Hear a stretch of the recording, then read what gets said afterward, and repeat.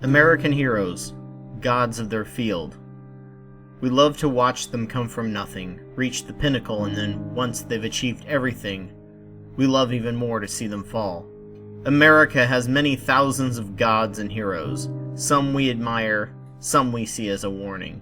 Some give us motivation and inspiration. We adore them or deeply respect their accomplishments. But all of them, every single one, are tools to maintain the status quo if we don't actually pay attention to what they did, what they said, and who they were. Many times they're used to give us a false sense of our inevitable future of greatness and prosperity. Many times they're used and quoted as divine truth to silence discussion. Sometimes they're used to allow people to incorrectly think their opinion is more important than current science, and that because an American deity said something, they have the ability to decide truth while only understanding one side of the argument.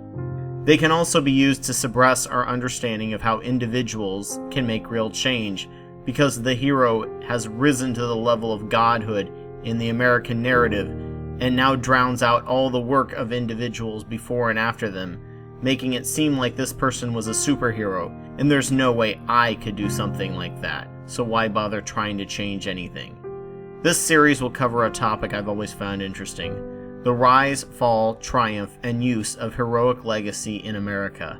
America is a nation of story, of hope, of drive, of inspiration, but also a nation of myth, often with its head in the sand, oblivious to the plight of others in our own nation, as we're incapable of putting ourselves in their shoes.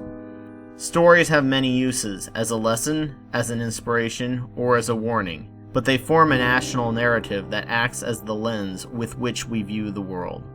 The limiting factor of stories is just like story problems. They assume ideal conditions other than the problems they discuss, and how that problem was overcome, but the conditions were hardly ideal, and there were many, many more problems than just the ones discussed, and people can pick and choose which problems they want to focus on to frame their political or ideological narrative. A story is just a small sliver of reality, and you can speak with entire truth, but lead people to false conclusions through oversimplification of the topic. On top of this, people who live the story often get what is called Golden Age syndrome, where they forget the bad that happened in the past and remember more of the good, so the past will always be better. Also, among people not in the college level of history, cries of revisionism will rise up immediately if you tell a different narrative than they were taught in school, where Columbus was a great man who was the first to discover the New World, the Pilgrims got along very well with the natives, and the atrocities of America were confined to a couple of paragraphs because we only want our kids to learn the awesome stuff we did. Stats and a larger picture of history are needed to know if we want to study these gods of America, to figure out if the lessons learned from them are really the correct ones we should take away. Jim Morrison, Tupac, Elvis, Lenin, Marilyn, gods of their time, gods that rose and fell. But why and how did this happen? People have always been aware of celebrities. They loved the art they did and the accomplishments they achieved. They achieved and garnered some notice, but nowhere near the level they have now, mostly because people were more focused on survival, or the survival of their community. People often focused a lot more on the accomplishments of the celebrity and less on the person themselves. Why? Well, for one thing, people had tighter-knit communities. The average household had around 20 to 50 gatherings a year. The average household today has 1 to 2. However, times changed. The structure of the economy changed. The networks of the nation changed, thanks to highways, and people began moving for economic reasons. Old networks broke up, people began replacing their networks of friends with television and entertainment. In the 90s, the trends to watch people rise and fall got more and more important, and then with 24-hour cable news, it became all-pervasive. Rise and fall became an American obsession to the point that we don't even bother waiting for them to rise. The word celebrity was used for the longest time as a person who is accomplished in their field. Now it's someone famous that people love to hear about, either for their skill or for their abject failure or stupidity. The clown doesn't realize it's a clown and believes the attention comes because it really thinks it has accomplished something. Celebrities have always had a difficult life dealing with fame. Once you are famous, you're constantly hounded. Penn Jillette discussed his appearance on Celebrity Apprentice, and what it felt like and the psychology behind being constantly scrutinized and being always watched and under a microscope. It breaks down your ego and self-control, and you become more likely to act on your impulse. Also, no one is there to tell you no when you're famous. Crimes that the average person would be in jail for or wouldn't even afford to be able to do, you can get away with if you can cover it up well enough. With less impulse control, people are more likely to give in to temptations. It's why it seems like celebrities that are best at dealing with fame are the most reclusive. They avoid the spotlight and use their celebrity status very selectively instead of their celebrity status being their life. It helps them stay grounded in reality for a long term. When drugs are involved, it's even worse, even if for some time the artists are better inspired by them. Morrison, Joplin, Hendrix, Winehouse, the list goes on of young artists who dove headfirst into fame and the drugs and went into a spiral.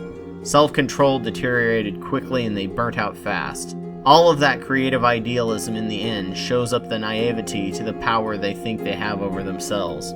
Child stars tend to have even worse problems. Carrie Fisher, Robert Downey Jr., and Lindsay Lohan are examples of being the cute kids or teen heartthrobs or children of stars that got hooked on nose candy or alcohol at an early age. Some recover and rebuild their lives, some don't. Even adults don't make it. Elvis and Jackson both deteriorated from the slow degradation of drugs. Keith Richards must have some super gene, as he's one of the rare exceptions. Drugs with stars are so difficult because you achieve celebrity status, no one can tell you no. Your networks are with other famous people, as you can't relate to normal people at all. Michael Jackson never had anyone to tell him, hey, sleeping with children may appear to be pedophilia. You should knock it off. The only way to hold an intervention for a famous person is to bring them to court, and with the great lawyers they have, prison time is often out of the question. Fame is such a powerful drug, it's mentally degrading over a long period of time. But we've all been taught to value and want it. We all naturally want to feel special, to feel admired, to feel like we have a top important spot in our community. It drives us to work hard and do better, and is a wonderful driver. Until agriculture, it was fine. We all aspired to be the head or the best at a skill, in a group of 50 to 200 people. Psy's Gangnam Style had 1 billion views on his video. That kind of exposure is taking that drive that we had and overloading it on maximum.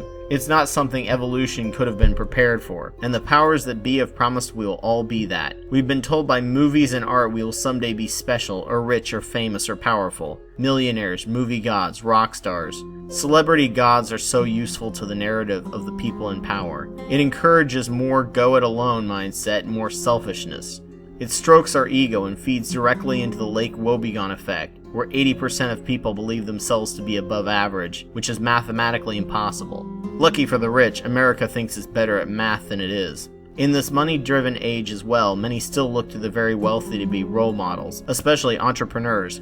However, 70% of the wealthy inherited their wealth, and quite a few of the 30% of entrepreneurs use some pretty dirty, though probably legal tactics to get their wealth at the expense of their workers and others. We're also taught to look down on our fellow workers who aren't job creators, even though they're the majority of people. It is only when we realize that we're probably not going to ever be rich and powerful that you can begin to fathom the necessity that the power of a group is for your own survival and prosperity from the very few people that actually do have that power you have been promised. Being rich and famous is not the norm, so being secure, happy, and productive should be, and things we strive for most.